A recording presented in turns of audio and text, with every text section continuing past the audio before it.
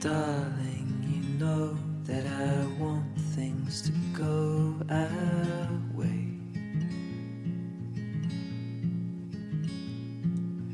I'll try to reach you to lean every single day. I wanna be somebody that you wanna love. Don't wanna reach for another, wanna color your world. L'image viticole de Bordeaux, c'est vraiment impressionnant. Quand on regarde la carte, c'est un des plus beaux coins de la France, un des plus beaux coins de pays du monde entier. Ceux qui passent à Bordeaux, ben, ils ne peuvent pas oublier Bordeaux. C'est vraiment impossible. 2 fleuves, pour nous, c'est des rivières. Pour les Français, c'est des fleuves. 3 zones. Donc, on a justement la Garonne, le fleuve qui passe dans la ville de Bordeaux, qu'on nomme ce qui est au sud, on l'appelle ça de la rive gauche. La Dordogne, au nord, on l'appelle la rive droite. Et entre les deux, justement, puis j'adore ce nom-là, l'entre-deux-mers, donc c'est entre les 2 fleuves. C'est un très, très beau coin de pays aussi, avec des vins extraordinaires. Et qu'est-ce qui nous fait dire qu'on est à droite ou à gauche? Ben c'est le cours d'eau, en réalité, qui nous le dit. Donc, c'est le sens de l'eau. Donc, d'un côté, c'est la gauche. D'un côté, c'est la droite quand on descend le fleuve, justement.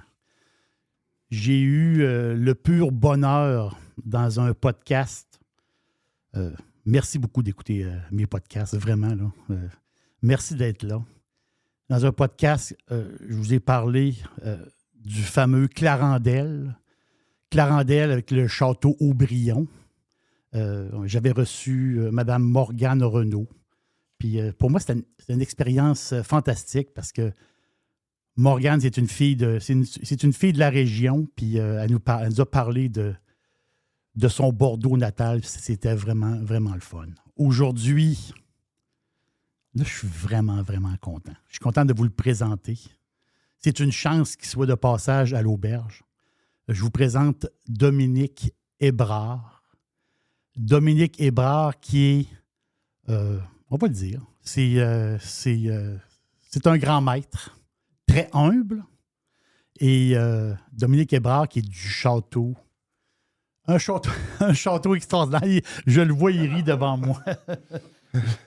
J'ai l'image du château, justement, qui est très, très bien. Puis on voit les vignobles à perte de vue. Le château Trianon.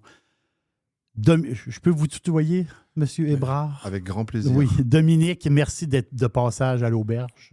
Merci à vous de m'accueillir, surtout. Vous, votre vie est particulière. Pas juste parce que vous avez 4 enfants. Non, vous avez bien renseigné. Oui, c'est ça. Je crois qu'il travaille avec vous, ou peut-être le plus grand. Il y en a un qui travaille avec vous. Le numéro 3. C'est le numéro 3. Le numéro 3 qui travaille avec moi. Mais vous, votre histoire est tout à fait extraordinaire. Est-ce que vous êtes natif de la région de Bordeaux? Alors, quand on dit natif, c'est-à-dire être né. Oui. Alors, non, parce que je ne suis pas né à Bordeaux, je ne suis pas né en France. Ma famille est purement saint-émilionnaise depuis 10 générations. Mais en fait, la vie a fait que j'ai un père qui était ingénieur agronome. Okay. Il a fait une vie à l'étranger, dans l'hémisphère sud principalement, après la guerre, puisque mon père est né en 24.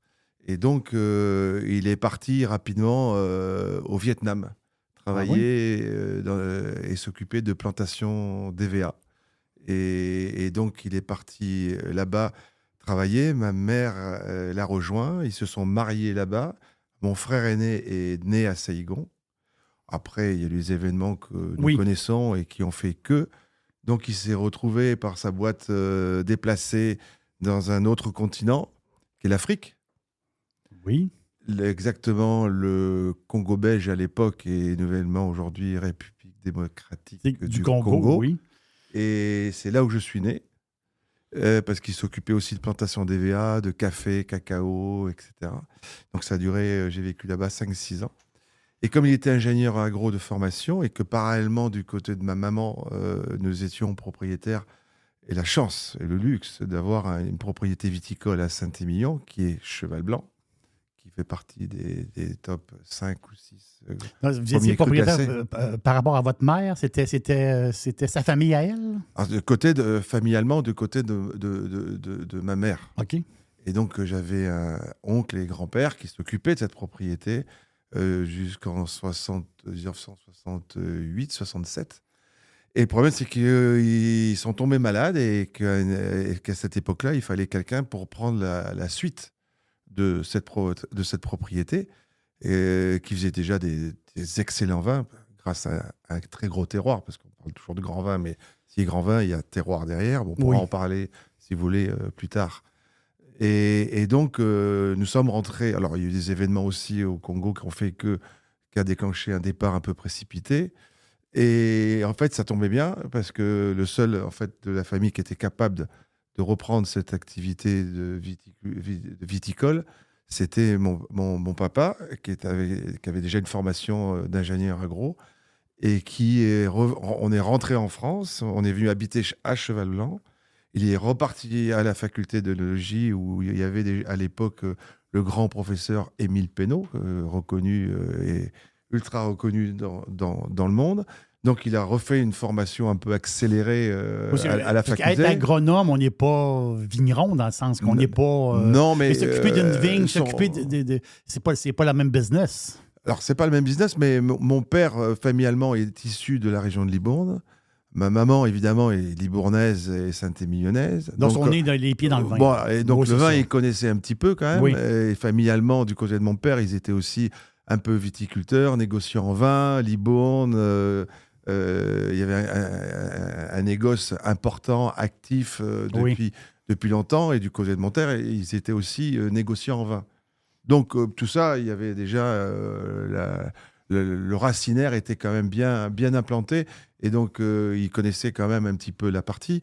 Et puis là, je pense qu'il n'a pas mis très longtemps à comprendre comment ça fonctionnait. Et puis mon grand-père et oncle étaient encore là. Donc, il y a eu un transfert d'informations pendant 2-3 ans. Et il a pris les rênes véritablement en 69 jusqu'en 1990, très exactement, où il est parti à la retraite. Donc, vous étiez petit à cette époque-là. Vous aviez... J'avais 6 ans, 7 ans. Mais quand tu es petit comme ça, tu ne te rends pas compte. En fait, quand tu fais du vélo à travers les vignes, tu ne te rends pas compte que tu vis dans possiblement un des plus grands, je dis grand château, dans le sens une place tout à fait extraordinaire. C'est un nom qui fait le tour du monde. Pour être tout à fait clair et transparent. Cheval Blanc, c'est quelque chose. Oui, mais Cheval Blanc, je n'avais pas vraiment la réalité de ce que t'es Cheval Blanc. En fait, ça faisait déjà partie avec Mouton Rothschild, Aubryon, Latour, Laffitte, Pétrus. Déjà, c'était un grand cru classé, etc. C'était un premier déjà, mais moi, je n'avais pas vraiment conscience de là où j'étais. Sinon que je suis tombé, je suis passé de l'Afrique noire à Saint-Émilion, le vin rouge, une aventure. Un côté un peu campagnard, si on peut dire, parce qu'on n'est pas... j'ai vécu en pleine brousse. Oui, c'est ça. Loin donc, moi, mon quotidien, c'était les palmiers et les crocodiles.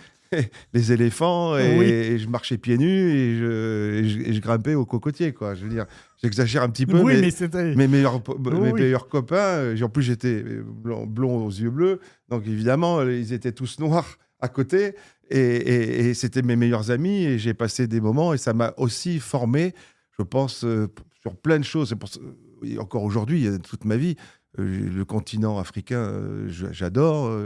Être avec des blacks dans le bon sens du terme, je les adore, on s'entend. Il n'y a pas une filiation, mais je suis bien, je suis à l'aise parce que j'ai vécu avec eux et je le sens rapidement. Alors pour revenir un peu à Cheval Blanc, parce qu'on est là aussi pour ça, c'est que le transfert a été un peu difficile dans le sens où je suis passé de 35 degrés, humidité 90 degrés sous l'équateur, au sud-ouest de la France, Saint-Émilion, où peut faire froid, frais, il pleut beaucoup. Quoique en Afrique, il pleut aussi beaucoup le soir.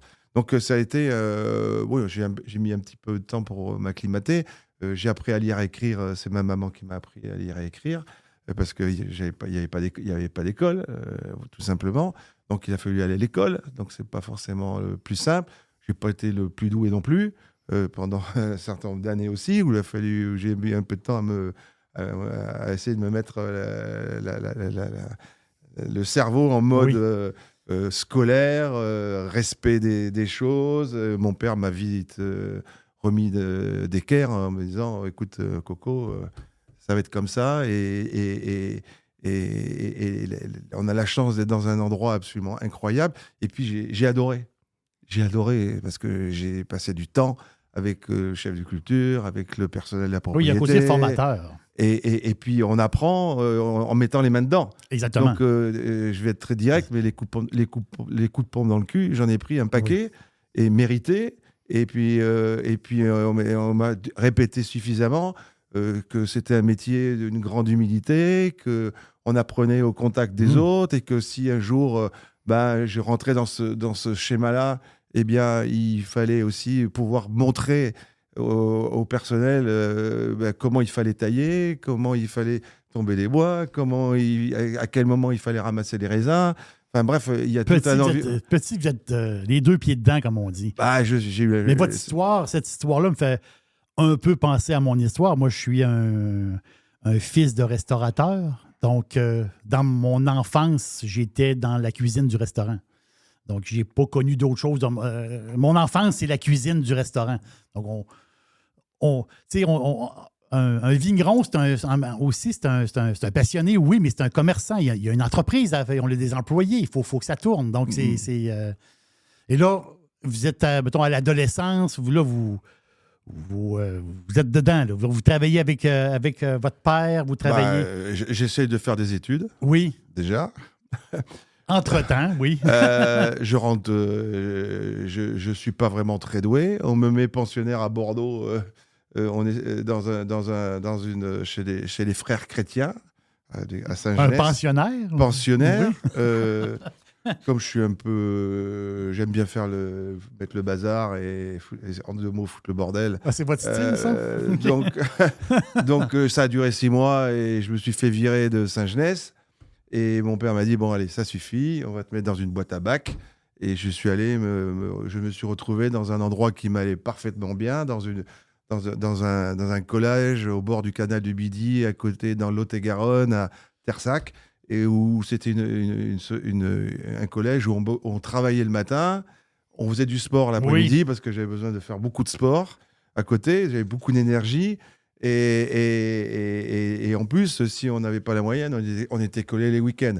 Donc j'ai vite compris qu'il fallait peut-être un petit peu que je bouge un peu mes fesses et qu'il fallait que je bosse pour pouvoir sortir, profiter. Puis comme je suis un fou de voile, enfin bref, j'ai un métier de viticole assez abouti, mais j'ai aussi un sport que j'adore et que j'ai fait à haut niveau. Le football ou le rugby? Non, alors le rugby. Vous avez la corpulence pour faire du rugby. J'ai joué au rugby en scolaire, en universitaire, mais j'ai fait surtout beaucoup de voile en compétition. La voile.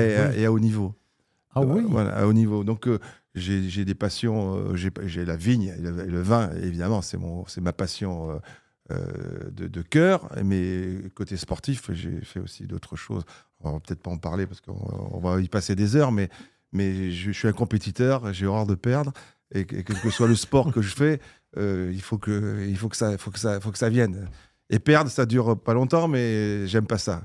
Donc là, vous êtes jeune adulte, vous êtes toujours relié à Cheval Blanc. Bah, les week-ends. Ouais, c'est ça, les week-ends. Au bout de 3 mois, quand même, pas avant, parce que j'étais collé tous les week-ends parce que j'avais pas la moyenne. Mais le détachement, justement, avec Cheval Blanc, c'est que par rapport à la famille, il s'est passé quelque chose. Je ne veux pas avoir tous les détails dans le sens que des fois, c'est des côtés financiers ou choses comme ça, mais je veux dire, il y a cette entreprise-là, ce château-là a été vendu. Donc, vous êtes parti de là. Alors, entre le fait où on arrive et le fait où on vend, d'abord, j'ai un père qui a fait son boulot, qui a fait un énorme boulot pas commercial un peu, parce qu'on ne vendait pas directement, mais d'ambassadeur de marque. Oui. Mais parallèlement aussi, il fallait aussi continuer à faire et continuer et développer qualitativement la propriété. C'est des années 70 à 80, il y a eu quand même une révolution qualitative énorme sur Bordeaux, où il s'est passé plein de choses au niveau technique. Donc, il a fallu aussi moderniser, investir, Oui. comprendre un peu ce qu'on avait sous les pieds de l'or en barre, tout simplement. C'est ça, c'est l'exception. Et même si on a un très grand terroir et que les grands terroirs, on dit pardonne, mais dans ce schéma-là, il y a quand même, et j'avais un père qui était absolument incroyable, parce qu'il était perfectionniste et qu'il voulait comprendre et pourquoi et comment. Et cette parcelle, ça a été planté de telle façon. Il faut savoir que Cheval Blanc était le précurseur dans pas mal de domaines, notamment dans ce qu'on appelle le drainage. C'est la première propriété dans les années 1900 qui a commencé à drainer, à mettre du gravier, des tuiles pour évacuer les trop-pleins d'eau dans les couches d'argile. Donc, il y avait toute cette partie aussi. Et puis, c'était un agro, c'était un technicien, c'était un mec qui avait envie d'optimiser les vins et de faire des vins plus justes, plus ciselés, plus grands, avec plus de personnalité. Et alors, quand on a un gros terroir, ça aide, bien évidemment. Mais après, il y a tout ce qui va autour. Et puis une propriété, c'est pas qu'une personne, c'est aussi une équipe. Et ça, je sais bien de quoi je parle, parce que tout seul, c'est comme les chefs d'orchestre. Ils peuvent battre les bras pendant des heures. Si on n'a pas les bons musiciens autour, s'il y en a qui sonnent faux, ça ne va pas le faire non plus. Donc, il y a tout un travail d'équipe. Ça énorme. C'est du quotidien. Oui, c'est du quotidien. C'est du quotidien, 365 jours par an, parce qu'on travaille avec des éléments qui sont Dame Nature. Et puis, Dame Nature, elle va pas nous louper. Donc, on travaille avec la nature, on ne travaille pas contre la nature. Donc, il faut continuellement s'adapter. Donc, tout mon boulot, tout ce travail, moi, je l'ai appris petit. J'ai fait les vendanges tous les ans, évidemment. Et puis, les week-ends, on y était. Mais mes parents voyageaient beaucoup. Moi, à côté de ça, je faisais aussi beaucoup de voiles. Donc, j'avais beaucoup d'entraînement les week-ends, etc. Mais j'avais cette accroche qui commençait à venir. Le vin, je l'ai pas eu au biberon, mais pas loin. Et puis, quand on est à Cheval Blanc, évidemment, les choses peuvent être... Et c'est toujours un peu plus facile parce qu'on voit beaucoup de monde. Il y a le monde entier qui vient. C'est ça. Donc là, je me suis rendu compte quand même que Cheval Blanc, c'était quand même quelque chose. J'ai vite compris que on faisait partie quand même d'une certaine élite et que cette élite, il fallait le mériter. Et qu'il fallait aussi, il y avait une vendange tous les ans et que tous les ans, on fait des bébés différents qui n'ont pas la même personnalité, qui n'ont pas le même caractère. Et qu'il faut essayer de le magnifier au mieux. Donc tout ça fait que c'est un ensemble de paramètres qu'il faut essayer d'assembler et c'est pas forcément simple. Alors en 90, mon père est parti, c'était une famille, on était 32 actionnaires. Ok, 32 donc, quand même. Voilà, donc des branches familiales, des gens qui avaient réussi, d'autres qui avaient moins réussi, qui commençaient à se rendre compte au fur et à mesure que Cheval Blanc, c'était haut, mais ça continue à grimper. Les notes, j'aime pas trop parler de ça parce que les notes, ça m'énerve un peu quelque part, mais enfin bon...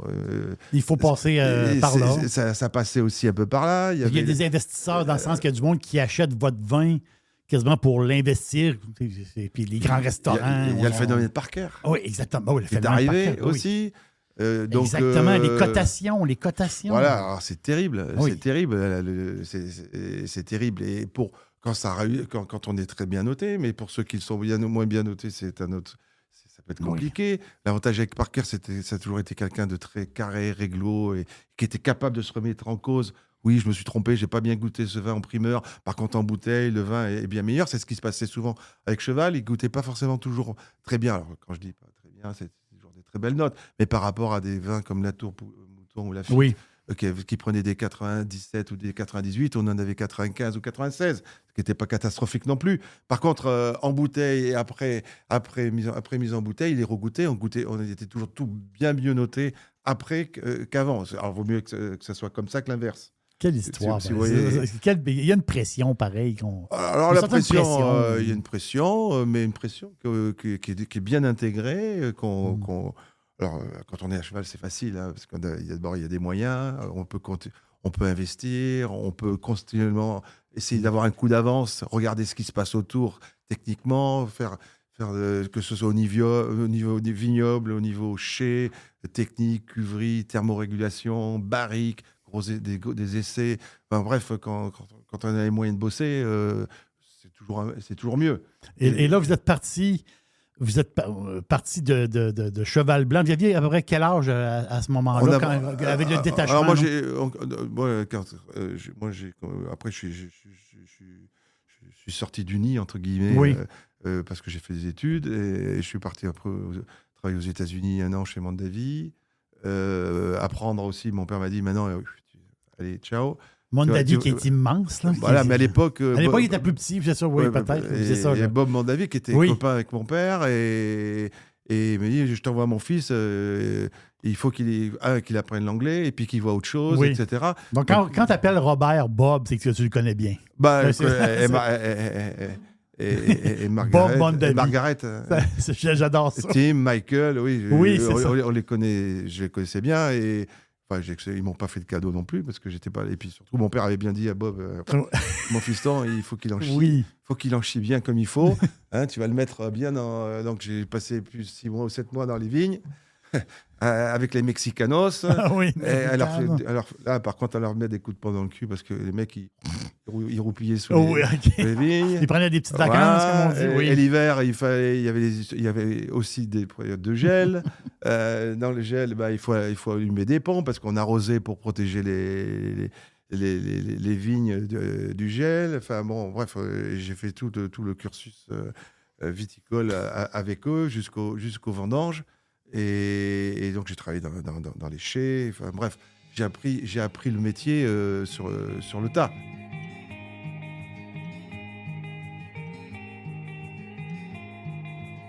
Puis après Mondavi, après votre expérience américaine, vous êtes retourné en... Est-ce que c'est le château de Franc, c'est avant Massaïa ou c'est après? C'est avant. C'est avant Massaïa. Ouais, en fait, quand je suis revenu, j'avais... En fait, l'histoire, la vraie, c'est que il y a eu un épisode militaire, parce qu'en France, on faisait son service militaire. Okay. J'ai un frère qui était officier de marine, pilote. C'était obligatoire à l'époque. Je ne sais pas si c'est encore obligatoire. J'ai fait mon service sur un porte-avions. Oui. Okay. Donc, à un moment, il y a un chemin où... Et j'ai bien aimé cette période aussi militaire, embarquée, etc. Et à un moment donné, je me suis posé la question, est-ce que je reste un peu dans ce schéma-là ou je plonge dans le viticole complet et mon père m'a dit bon, c'est bon, j'en ai déjà un dans l'air et sur l'eau.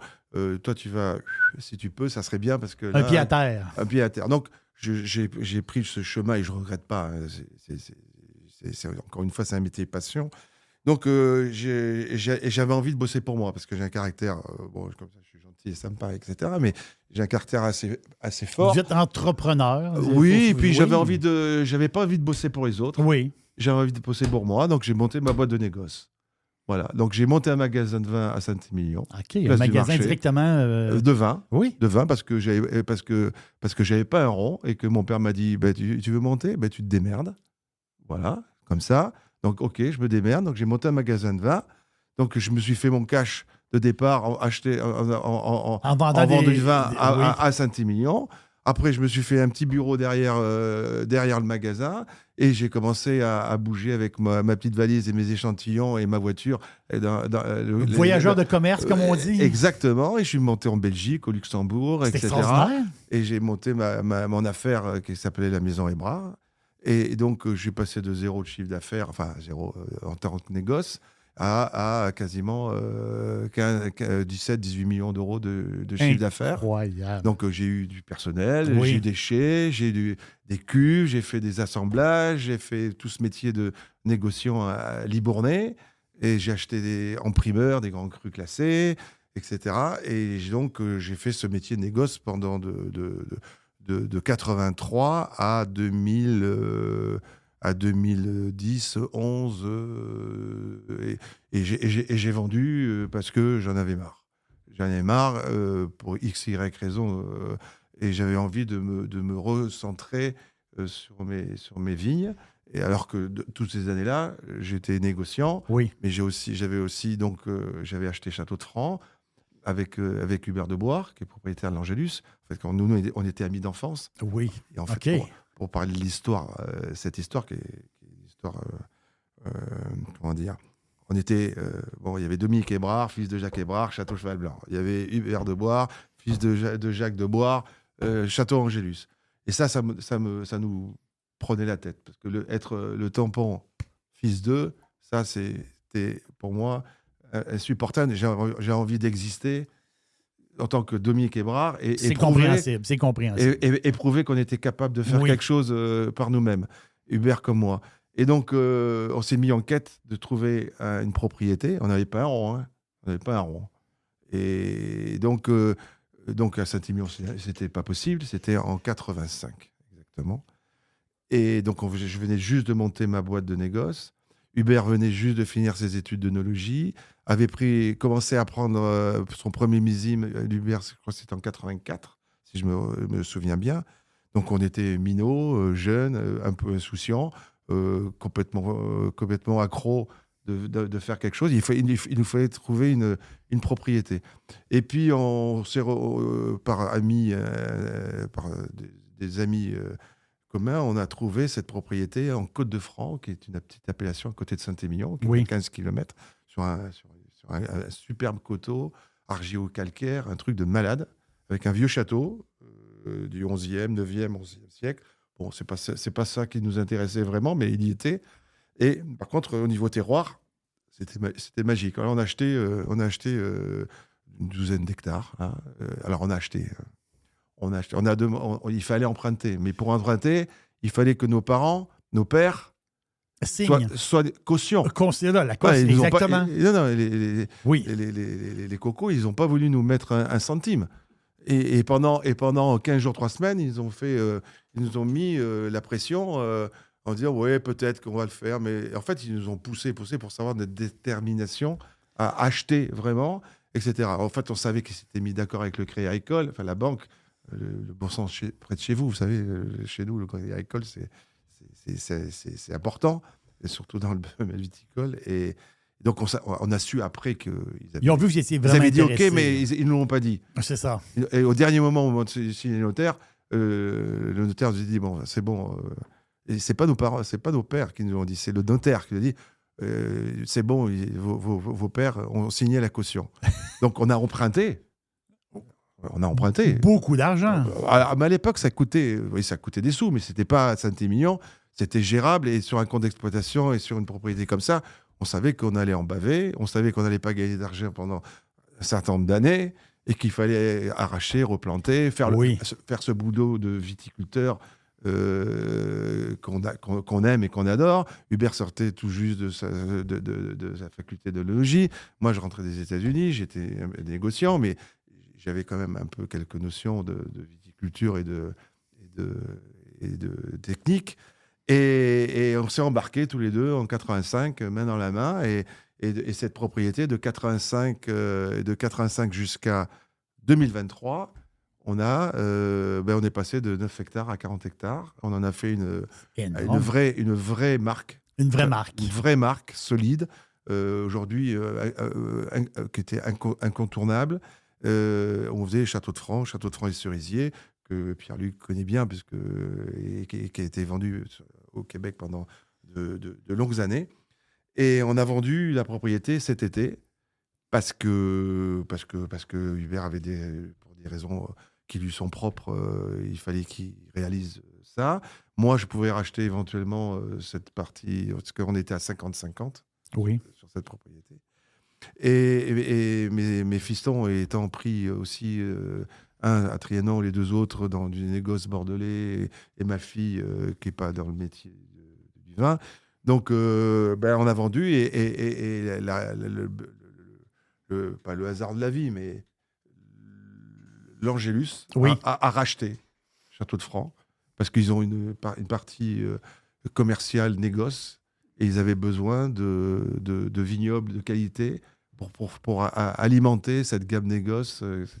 Donc, c'est un grand succès. Pareil, disons, en une vingtaine d'années, vous prenez ça, on peut dire un peu, ça ne passe un peu. 30 ans. Trentaine d'années. Plus de 30 ans. Mais là, oui. On s'est éclaté. Ah oui. On s'est éclaté parce qu'on a fait vraiment. Mais le début, ça devait être quelque chose. On en a bavé. Oui, oui, il fallait rembourser.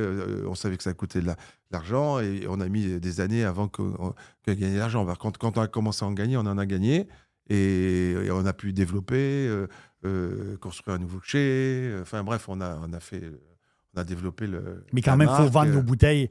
Faut vendre nos bouteilles, donc on sait. Oui, et puis c'est pas parce qu'on s'appelle Hubert Debord et Dominique Ébrard que le négoce, ils sont là pour. Oui. Il faut que dans le verre, faut que ce soit bon. Il faut que ça soit bon, voilà. Ça part de là. Il faut que ça soit bon. Voilà. Donc bon, on n'était pas trop, on n'a pas été trop mauvais. On a réussi à faire des bons vins, et puis surtout, on a eu la chance d'être bien entouré, avec des amis négociants qui nous ont fait confiance, parce que ça aussi. Et puis, de 20 à 30 000 bouteilles, on a fait jusqu'à 200-250 000 bouteilles. Mais l'aventure Masaya, c'est tout à fait incroyable parce que vous avez habité un peu partout dans le monde. Vous êtes un gars du monde en réalité, mais Masaya, c'est le Moyen-Orient, c'est le bout, c'est un peu comme le bout de la terre. C'est une place un peu méconnue, la vallée de Béka, toute cette région-là. C'est l'histoire d'hommes. Vous voulez dire? C'est l'histoire d'hommes. C'est un jour, 2 frères qui débarquent à Bordeaux, qui m'appellent par le biais d'un de mes amis à Châteauneuf-du-Pape, qui s'appelle Daniel Brunier, qui est propriétaire du Vieux Télégraphe, qui fait partie des très belles maisons. Un nom que tout le monde connaît. Voilà. Et Daniel me dit, tiens, j'ai rencontré 2 frères libanais, ils cherchent quelqu'un à Bordeaux, je te les envoie, à voir. Reçois-les. Oui. Et à l'époque, on avait encore Cheval Blanc. C'était en 96, exactement. Et je vois arriver un grand mec, Samir Hossein, qui vient me voir et qui me dit, voilà, on a un projet, on a des terrains, lui est architecte, son frère est financier dans la finance. Ils sont purs libanais, ils ont envie d'avoir monté un projet viticole, etc. Bon, oui, pourquoi pas, très sympa. Il me dit, mais écoutez, venez avec Daniel tous les deux, venez au Liban, et puis vous verrez, et on vous montrera. Voir sur place. On va sur place. Avec Daniel, on prend un billet d'avion, et puis on y va. Et puis là, on tombe sur le cul. Un truc, des terroirs de malades, des gens adorables, un projet... Ok, certes, il faut financer ça. Mais on s'entend que là, on est au Liban, on n'est pas... c'est la plaine de la Béka, avec toutes les problématiques qu'on connaît. Voilà, avec les frontières autour, la situation, la situation. On peut en parler pendant des heures. Oui, c'est ça, mais plein de choses. Mais on est quand même au Liban, c'est dans le sens que... c'est-à-dire, ça prend une certaine connexion. Là. Quand tu arrives là-bas... ça fait bizarre. Oui, c'est ça fait bizarre. Parce qu'en 97, ça se chauffait un peu à côté, avec Israël qui tapait un peu le Liban, il y avait le Hezbollah qui était pas loin, il y avait la Syrie, il y avait ça a bouillonné un peu dans tous les sens. Se déplacer dans la Béka, il y a des barrages partout. Nos associés faisaient partie quand même des gens haut placés à Beyrouth et avec des connexions au niveau de l'armée éventuellement, au cas où. Ça nous a servi une fois, du reste. Mais à la base, cet endroit-là, cette région-là de Béka avait du vin depuis des millénaires. C'est l'origine. C'est l'origine du vin. C'est Bacchus. Voilà. C'était le grenier à blé et du vin de l'armée romaine. C'est Baalbek, les monuments romains. Enfin, ça respire l'histoire, ça respire la convivialité. C'est un pays d'amour. C'est un pays qui est incroyable. On pense toujours que le Liban, les gens se tapent tout le temps sur la gueule. C'est pas vrai. Parce que les Druzes, les chrétiens maronites, les chiites, moi, nous, dans la winery, on a quatre confessions différentes et ils bossent tous ensemble.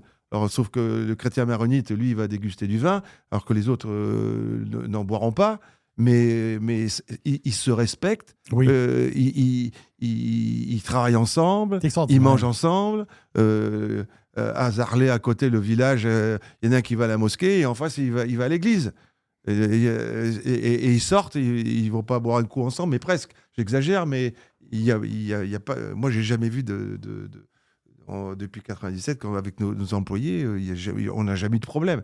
Il y a des problèmes autour, Oui. des dommages collatéraux, évidemment, mais j'ai rencontré Walid Jumblat, qui était quand même le patron, le chef des Druzes, et qui est un type érudit. Enfin, j'ai rencontré des gens absolument incroyables. J'ai bu une bouteille de Masaya Gold il y a environ peut-être un 6 mois. Là. Quel vin incroyable. Alors, ça a mis du temps, ça aussi. Parce que Non, quel vin incroyable. Là. C'est une puissance, il y a une énergie. On dirait un vin énergique. Oui.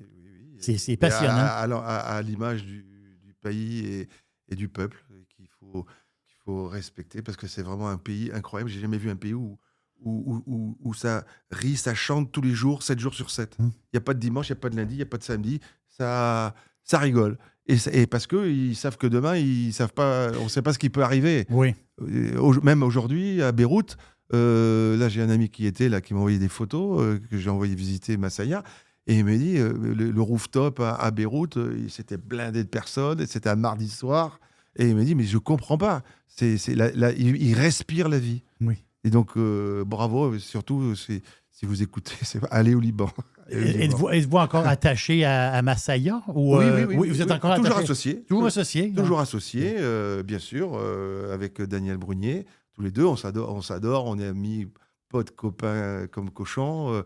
Il est à Châteauneuf, moi je suis à Bordeaux, on s'appelle, on s'échange des caisses, évidemment. Extraordinaire. Quand je passe en Provence, parce que je vais souvent en Provence pour le pavillon rosé. Oui.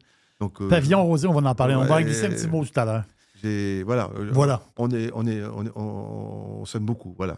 C'est une belle amitié, c'est une belle aventure. Et Trianon. Là, Trianon, c'est ça, c'est le château de Trianon, c'est si à la maison, je fais une belle table, moi, j'adore recevoir le monde. Puis je fais ça d'une manière très, très simple. Les auditeurs le savent, je suis quelqu'un de très simple. Et j'adore mettre... Je veux une valeur sûre. Je veux un vin extraordinaire, valeur sûre. Et je mets des bouteilles de Trianon. Puis c'est toujours un succès. Donc, dans ce succès-là, quand mes convives, quand mes amis boivent le vin, ils vont dire « Ah, ce vin-là, il est donc bien bon, ce vin-là. J'aime ça. » Vous êtes en arrière de ce vin-là. Il y a vous en arrière de ça. Parce que quand vous êtes pris... quand je me suis renseigné un peu sur Trianon, vous allez nous guider là-dedans. Et quand vous avez pris Trianon, c'était une place un peu en désolation. Oui, en fait, on a vendu en 98 à Bernard Arnault et que, bon, c'était douloureux parce que jamais on aurait dû vendre sa propriété. Bon, ça a été fait comme ça. On aurait pu la garder. Bref, on ne l'a pas fait. Donc, on a fermé un dossier, on a fermé un livre. Et moi, j'avais ma mission de continuer l'aventure saint-émilionnaise, mes racines familiales. Oui. Et j'avais touché un peu d'argent. Et cet argent, je ne l'ai pas gagné. Et c'est grâce à ma famille que je l'ai reçu. Oui. Donc, je pouvais très bien m'acheter un yacht, une bagnole, une Ferrari et jouer grand train. C'est pas ma façon de voir les choses. Donc, j'avais mission de remettre au pot, de repartir sur un nouveau projet. Et je ne pouvais se faire que à Saint-Émilion. l'avantage à Saint-Émilion, c'est que c'est un village.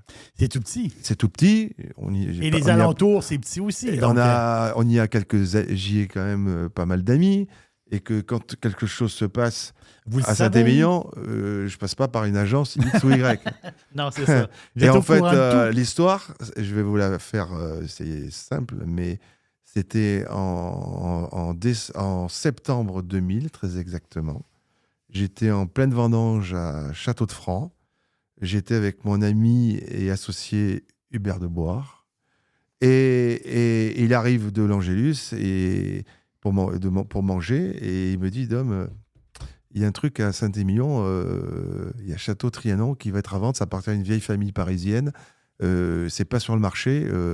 Voilà, voilà le numéro de téléphone de ce monsieur. Appelle-le. Je me suis levé de table, j'ai pris mon portable, j'ai appelé la personne. J'ai dit voilà, je me présente, Dominique Hébrard, etc. Est-ce que je peux venir? J'ai appris que peut-être vous vendez cette propriété. Il m'a dit oui, on va vendre cette propriété. Est-ce que je peux venir vous voir vers 15h cet après-midi? Il m'a dit bien sûr, avec grand plaisir. On va attaquer nos vendanges, etc. Donc j'ai pris ma voiture et je suis allé à la propriété. Et j'ai rencontré des gens charmants qui avaient aussi des problèmes. Toujours pareil, c'est le problème de succession. Oui. C'est le même problème. Malheureusement, c'est triste, mais c'est comme ça. Et on sympathise. Et je lui dis, ben voilà, ça m'intéresse. Et donc, le lendemain, entre deux cuves et deux pompes, Oui. je viens avec Hubert de Boire et Jean Cordeau, qui est un éminent ingénieur viticole reconnu de Bordeaux. Et on vient voir la propriété, voir les vignes. Et on fait un tour de vigne et le vignoble est en très très mauvais état. Et je me dis, c'est exactement ce qu'il faut et c'est ce que je cherchais.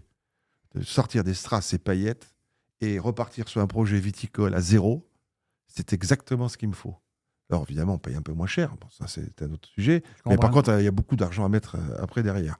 Mais ce plateau sud-ouest de Saint-Émilion, en face de Figeac, Cheval Blanc, à vol d'oiseau, 1,5 km, à Angélus, l'église de Saint-Émilion Vous êtes en un peu visu. comme à la jonction d'une veine géologique, je ne sais pas trop. Oui, c'est exact. Oui, c'est ça. Oui, oui. parce qu'il y a sa veine où, sous-sol, cette fameuse veine argilo-graveleuse de Pomerol Saint-Émilion, où on retrouve bizarrement Pétrus, l'Évangile, La Conseillante, Vieux Sertan, Cheval Blanc, Figeac. Ça fait un S comme ça. Oui. Et comme par hasard, on trouve tous les grands. Des grands noms, là ça, où là. ils font des grands vins. Oui. Parce que dessous, tout bêtement, il y a un gros terroir. Et le gros terroir, ben, ça fait des grands verres si on n'est pas trop bête. Et donc, on est au bout de cette veine. Alors, Trianon, c'est pas le terroir de Cheval Blanc, ça c'est sûr. Alors, je ferai jamais des vins de cette qualité-là. Par contre, on peut y faire des jolis vins. Et j'ai été élevé quand même au Cabernet Franc, parce que le Cabernet Franc, c'est quand même 66% du cépage de Cheval Blanc. Et j'adore ce cépage. J'aime beaucoup le Merlot, bien évidemment. Mais le Cabernet Franc, dans son expression sur des grands terroirs, c'est magique.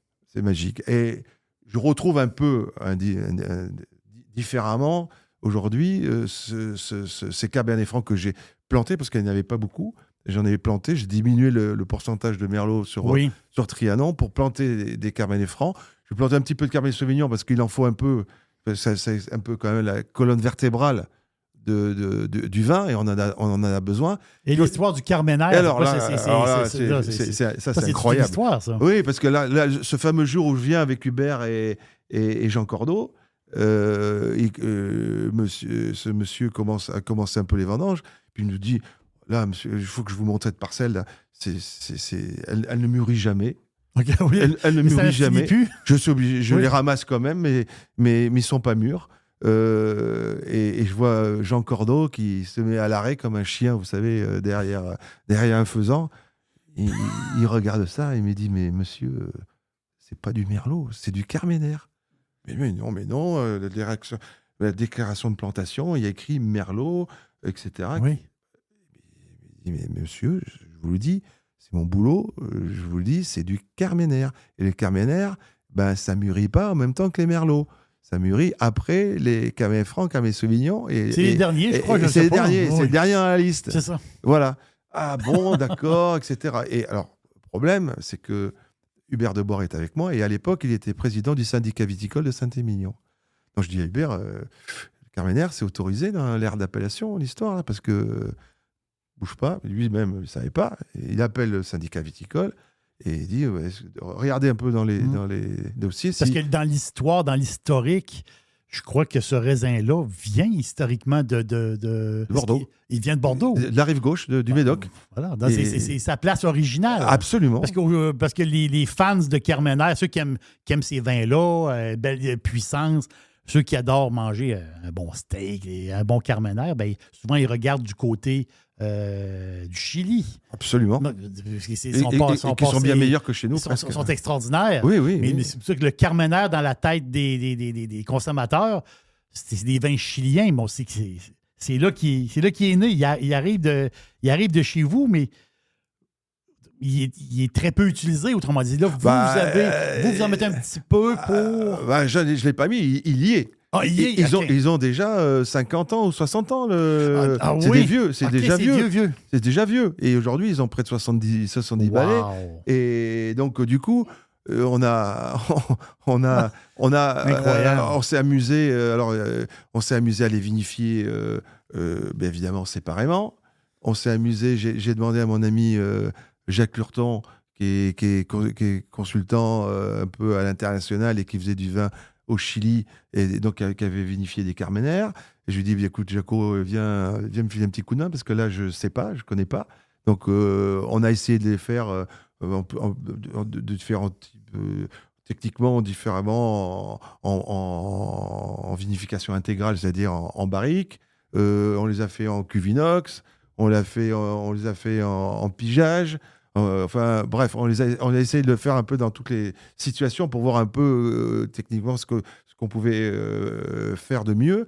Et puis, en fait, au final, on les fait tout à fait classiquement en cuve inox, thermorégulé, et ça marche très, très bien comme ça.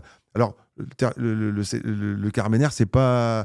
il y est. C'est un super teinturier. Voilà, le teinturier.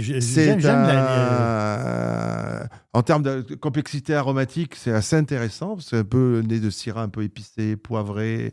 Donc, ça peut être intéressant. Et ça allait quand on arrive à les ramasser al dente.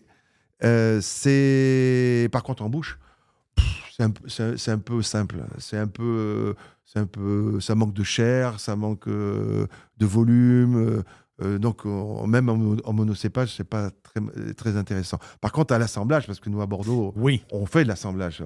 C'est le monde de l'assemblage. Voilà, donc nous, notre boulot, et les boulots que j'ai fait depuis 2001 jusqu'à maintenant, c'était un vrai boulot de viticulture, arracher, replanter, drainer, faire des fosses, 84 fosses faites, plongées, de 3 mètres de profondeur, 1,50 m de large. 84 fosses. Oui, on a fait des trous partout pour avoir le feuilleté, pour voir un peu la couche d'argile, à quelle hauteur elle était, parce qu'il y a des moments, elle est à 40-50 cm, et puis il y a des fois où elle descend à 80, 1 mètre, 1,20 m, et puis ça fait des cuvettes.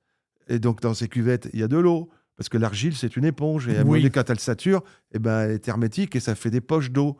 Et le racinaire de la vigne, elle plonge parce qu'elle a soif et puis elle a besoin de se nourrir.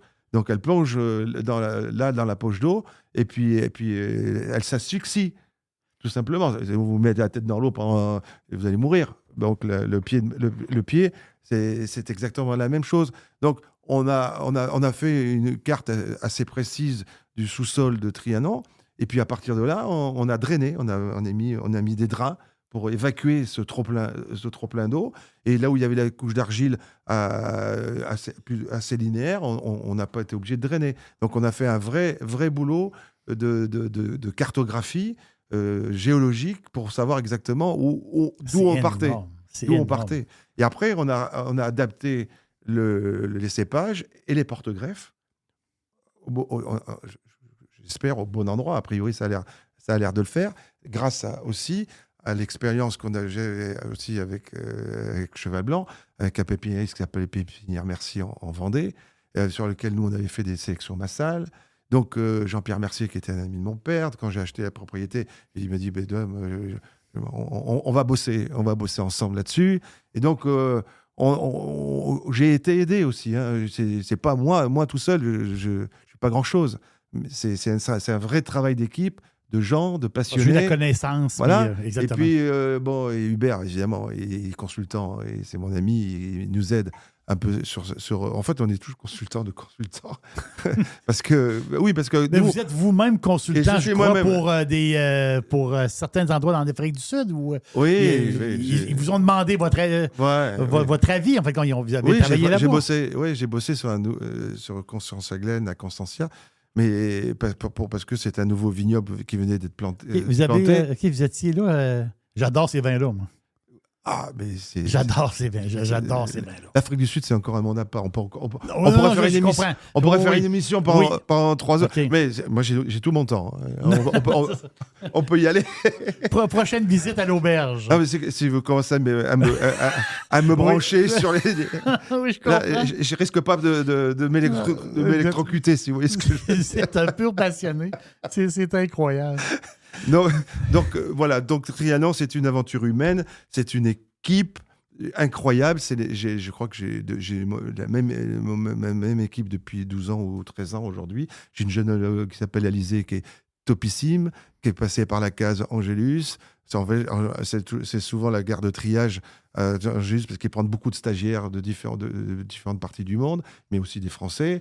Et puis et ceux qui sont bons, hop, cling, on les récupère. Donc, on en a récupéré un sur Château de Franc. Moi, j'ai récupéré Alizée. Et depuis, elle est avec moi depuis plus de 12 ans. Puis, j'ai mon fils qui est arrivé là, il y a 2-3 ans. Il faut qu'il apprenne le métier. Lui, il a fait des études commerciales. Il vous ressemble, votre fils? Il me ressemble? Oui, il vous ressemble. Ah, ça, je sais pas. Oui. Il vous ressemble. C'est encore un fou passionné qu'il faut canaliser aussi. Là, parce que oui, c'est jeune. Physiquement, c'est certain qu'il est plus mince que vous, mais il veut dire il est plus mince. Vous ne m'avez pas vu jeune. Non, ce que je veux dire, c'est qu'ici au Québec, on dit l'air, donc il y a la même air que vous. Non, mais j'ai la chance d'avoir des enfants sympas et puis des enfants bosseurs et puis à qui j'espère avoir inculqué le sens du boulot et puis du respect, d'être poli et puis surtout d'être humble. D'être humble. Et ça, pour moi, c'est la chose la plus importante. On a la chance énorme de faire un métier absolument incroyable et passionnant et passionné. Et moi, je suis à la retraite officiellement, mais je fais partie des cumulards. Moi, je viens à la retraite, oui. Je suis retraité, mais j'ai pas du tout envie de lâcher le morceau. Je vais prendre une gorgée de vin en attendant. C'est la trianite, ça, qui vous... oui, c'est la trianite. Ça va vous faire du bien. Mais justement, quand vous avez... Trianon, les classements de vin, moi, je ne m'y connais pas très, très bien là-dedans. Les conseils de vin, le conseil de vin de Saint-Émilion, quand tu classes des vins, les fameux, les grands crus classés, est-ce que vous... cette bouteille-là, Trianon, c'est un grand cru. Est-ce que c'est possible pour vous d'avoir justement un grand cru classé? Est-ce que c'est pensable? Alors, oui. Comment ça fonctionne exactement? C'est un classement qui est fait tous les 10 ans. OK, à tous les 10 ans. Tous les 10 ans. Donc, tous les 10 ans, on fait un reset. On remet, un reset total. Tout le monde se remet à zéro. Tout le monde est grand cru. OK, ça, c'est la région de Bordeaux ou Saint-Émilion tant que tel? Que Saint-Émilion. Que Saint-Émilion. C'est l'unique appellation en France qui se remet en question tous les 10 ans. Ah oui? Tous les 10 ans. Donc, le premier de 2001, le premier classement, l'avant-dernier classement, oui. J'ai pas postulé parce que j'avais pas l'antériorité. Parce qu'il faut 10 millésimes faits sur la même entité. Je comprends. Foncière. Oui. Donc, pas possible. La deuxième, c'est-à-dire qui vient de se terminer de 2010-2020. On a postulé. On a fait un énorme travail, hein, parce que y a le dossier, on ne va pas en parler là, c'est très long, mais il y a plein de sujets viticoles, le côté environnemental, chai, cuverie, technique, terroir, qualité des vins aussi. Donc, et puis sur la partie réceptive. La restauration ou le. La restauration, non, c'est pas une obligation, c'est pas une obligation, oui. mais dans le projet qu'on avait, c'était de faire. J'ai une chartreuse, donc on a commencé la rénovation. Oui. On venait juste. On aurait pu. C'était prévu qu'on termine ces chambres, et on avait prévu de faire une brasserie. Et donc, c'est ce qu'on avait mis dans le dossier d'inscription. Je comprends. Donc ce dossier, il fallait le remplir case par case. Et le problème, c'est qu'il y a eu le Covid. Ah, oui. Et là, arrêt buffet. Mais par contre, le classement, il a continué, évidemment, parce qu'il s'arrêtait à une date donnée. Et qu'à une date donnée, ben, la chartreuse n'était pas terminée. Donc on nous a dit, ben, c'est bien, là c'est OK, là c'est OK, là c'est OK, c'est OK. Par contre, là... il y avait un petit quelque chose. Là, il vous manque ça. Donc vous ne serez pas classé. Donc arrêt buffet... on repart et on est reparti pour un cycle de 10 ans. Alors j'espère que le prochain, on y sera. Parce que ça fait partie comme je vous ai dit au début, je suis un compétiteur, j'ai envie de réussir, oui. J'ai envie de progresser. Progresser, ça veut dire aussi se remettre en question. Parce qu'on fait des bébés tous les ans et qu'ils n'ont pas le même caractère et la même gueule. Donc, du coup, et ça c'est bien, parce qu'avec l'expérience, on arrive un peu à essayer d'ajuster un peu les choses et puis de travailler avec Dame Nature au mieux, en tout cas, et prendre les bonnes décisions au bon moment. Oui. Surtout pendant les périodes de printemps, été un peu, là on subit, mais surtout aussi pendant les périodes de vendange. Donc, en fait, Trianon, sur déjà les 20-21 millésimes qui ont été faits, il y a 3 étapes majeures. Il y a eu l'arrachage et replantation d'une grosse partie de la propriété. Donc, de 2001 à 2010, je pense que les vins ont progressé pas mal, mais normalement. Après, il y a eu un gros gap, il y a eu une grosse marche qualitative entre 2011 et 2015. Oui. Parce que là, on a un vignoble qui commence un peu à rentrer en phase de maturité. Et puis après, il y a une autre marche qui est assez conséquente, qui est de 2015 à 2022. Et là, on a encore progressé de façon assez significative. Et parce qu'on a un vignoble qui monte en maturité, ce qui veut dire que aussi, là, au début, on travaillait juste sur le fruit, sur l'élégance, la finesse, mais en termes d'extraction, en termes de macération, en termes de température, on y allait plutôt mollo parce qu'on ne voulait pas. On ne savait pas où mettre les pieds. 1. 2. Le vignoble n'était pas mature. 3. On voulait faire des vins. Des vins plaisir dans un premier temps, même si c'était bon, mais c'était pas tout à fait ce que j'avais moi en tête. Et dans ma tête, je savais à peu près ce qu'on pouvait arriver à faire. Et le premier millésime qui, moi, commence à me plaire, moi, en tant que propriétaire, et ma sensibilité, le vin que j'ai envie de faire, c'est 2016. Celui-là, j'adore ce vin parce qu'il est dans l'esprit. C'était une année très ensoleillée, très chaude? Chaude, pas trop chaude, bien équilibrée. Et surtout, où j'ai mes Cabernet Franc qui rentrent dans votre fameux Cab Franc. Vous êtes le fan du Cabernet Franc, mais justement, quand vous décidez de faire votre montage, vous avez, comment ça fonctionne? Vous êtes seul, tranquille, en train de prendre un verre de vin et vous décidez, ou vous avez une équipe à tout casser pour vous conseiller? Ou... La décision finale, c'est vous qui la prenez. Non, mais, comme je l'ai dit depuis le début, c'est un travail d'équipe. Oui. Et tout le monde est important. De l'ouvrier qui travaille dans les vignes jusqu'au cadre, ils sont tous aussi importants, et voire les ouvriers plus importants qu'on ne pense, parce qu'ils triment, ils bossent, ils sont dedans, Ils aiment ce qu'ils font. Et on leur dit, et aujourd'hui, j'ai pu à leur montrer de quelle manière il faut faire. C'est des fous furieux. Je les adore parce que sans eux, on fait pas ce qu'on. Puis le travail hivernal, parce qu'on pense. Oui, tailler dans le froid. Ah, c'est incroyable. Mais tailler, c'est un vrai métier. Le métier de tailleur, c'est. Sur la propriété, ça me passionne. J'ai 76 853 pieds au moment où je vous parle. J'ai une population vivante, oui. mais j'ai aussi une population qui meurt naturellement. Un, deux, il y en a qui meurt parce que mécaniquement, la charrue, ping, le chauffeur, il fait pas gaffe. Paf. Oui. Donc on perd à peu près 1%, 1,5% par année entre les deux. Donc ces pieds, c'est un individu vivant et chaque pied a sa propre morphologie. Comme dans la nature, il y a des grands, des petits, des gros, des maigres. Un pied de vigne, c'est exactement la même chose. Donc le tailleur, lui, qui fait... Il faut qu'il s'adapte. Comme vous avez dit, lui, il travaille dans l'humidité, dans le froid, les bottes de caoutchouc, et lui, il marche la vigne. Et ça caille.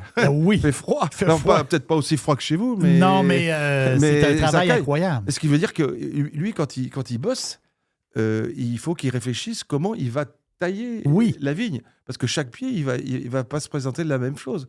Et donc, comme on taille, nous, à 2 lattes, donc avec 2 bois, et qu'il faut laisser à peu près 3 bourgeons de chaque côté, 3 bourgeons pas les uns à côté des autres, mais 1 sur 2, pour pouvoir, quand ça sort, sortir dégagé, de façon à éviter les problèmes de compactage. Oui. Vous voyez ce que je veux dire? Donc, tout a une cause à effet. Parce qu'il faut que cette grappe-là soit dégagée pour ramasser du soleil, en fait. Il faut qu'elle soit assez dégagée. Plus elles sont séparées, meilleures elles pourront s'épanouir et elles mûriront beaucoup mieux.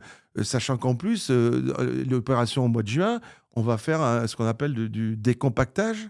C'est-à-dire qu'on va un peu dézéler certaines grappes pour pouvoir faire en sorte que ces raisins, qui sont encore des billes vertes, puissent grossir de façon aérée.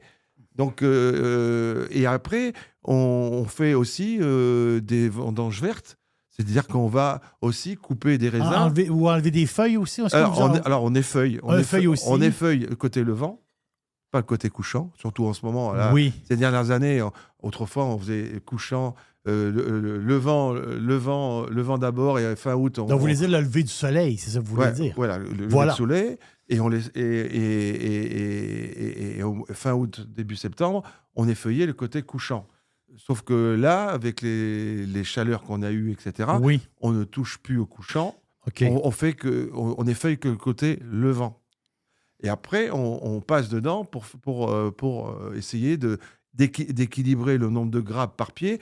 On laisse en moyenne entre 8 et 12 ou 13 grappes qui sont réparties des 2 côtés du pied. Alors ça, c'est un vrai boulot, mais ce boulot-là, s'il est bien fait, ça nous change la vie, parce que les raisins, ils vont grossir parfaitement. On va pouvoir les amener à maturité de façon plutôt sereine, parce que pendant les vendanges, on peut avoir alors quand il fait beau, il n'y a pas de sujet. Mais si jamais il commence à pleuvoir et qu'on prend des coups de 30, 40, 50 mm, on a un ami qu'on n'aime pas trop qui s'appelle Monsieur Botrytis, qui vient s'inviter au bal. Donc ça veut dire que si vous avez des raisins très, très serrés les uns sur les autres, etc., Monsieur Botrytis, il va adorer. Il va se mettre dedans pour il y a une certaine pourriture pourriture grise. Voilà, pourriture grise. Qui est conséquence acide acétique, etc. Voilà. C'est pas la pourriture noble de ce Sauternes. Exactement. Qui est un autre sujet. Donc, plus vous êtes bon au départ dans les vignes, plus vous avez un vignoble en bon état, plus vous avez fait le boulot. Alors, c'est du boulot, c'est des heures, heures de main-d'œuvre, etc. Mais au final, quand vous arrivez à ce stade-là et que vous avez un vignoble qui est en parfait état et qui est prêt, et on n'a plus qu'à se mettre dans un transat, short et une bouteille de Trianon 2001, vous voyez ce que je veux dire, et il n'y a plus qu'à attendre. Sous réserve que le roi soleil soit là.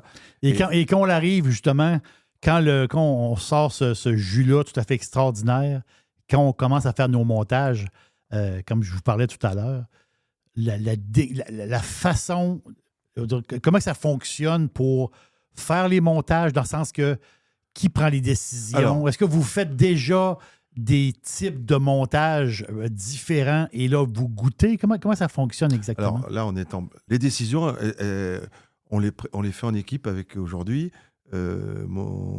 Alizé, ma jeune œnologue. L'énologue, oui. Œnologue. Il y a mon fils, mais lui, pour le moment, il écoute mais il a le droit de s'exprimer, bien Voilà. évidemment. Oui. Il donne son avis. Et puis, c'est en forgeant qu'on devient forgeron. J'ai mon ami Hubert Deboire, qui lui est consultant. Alors, pour les consultants, on est tous consultants de consultants. Mais nous, c'est bien parce que nous, on a toujours la tête focalisée sur la propriété. Et lui, il consulte sur 20 ou 30 propriétés à Bordeaux, sur le même millésime. Donc forcément, il voit des choses qui se passent. Oui. Il voit ce millésime qui arrive. Il voit les différences qu'il peut y avoir entre les merlots Cabernet Franc et Cabernet Sauvignon. Comment vont évoluer certains merlots dans certaines conditions sur tel type de terroir. Il est au fait, là. Et donc, il arrive avec un relief, avec une critique constructive. Oui. Parce qu'en fait, c'est ça. C'est d'essayer de dire, bah non, là, tiens, je pense que là, on va peut-être un peu travailler un peu cette cuve, un peu de cette façon. Là, celle-ci, on va la travailler un peu différemment parce que je pense qu'elle est un peu plus serrée. Donc, on va aller un peu moins en extraction. Là, on la monte à 25 degrés, celle-là, mais celle-là, on va peut-être la monter à 26 ou 27 parce que gustativement, elle en a sous le coude. On peut en tirer un petit peu plus. Donc, c'est un vrai travail d'équipe. Une fois par semaine, tous les jeudis, à 14h30 très exactement, on se retrouve avec 40 ou 50 échantillons qui représentent toutes les cuves de la propriété, qui représentent aussi une parcelle, une cuve, une parcelle, une cuve. Donc, le but, c'est de travailler en parcellaire, de façon à séparer le maximum de parcelles. C'est diviser pour mieux régner, en fait, pour mieux assembler. Après, derrière. Tant que c'est séparé, on peut tout faire. Parce que si c'est assemblé, on ne peut plus revenir en arrière, c'est trop tard. Si dans une bouteille, je prends l'exemple du Merlot, dans le Merlot, il y a 40% de Merlot dans la bouteille, sauf que c'est plusieurs parcelles, là, justement, qui fait ce Merlot-là. C'est ça, tous les détails. Là, j'ai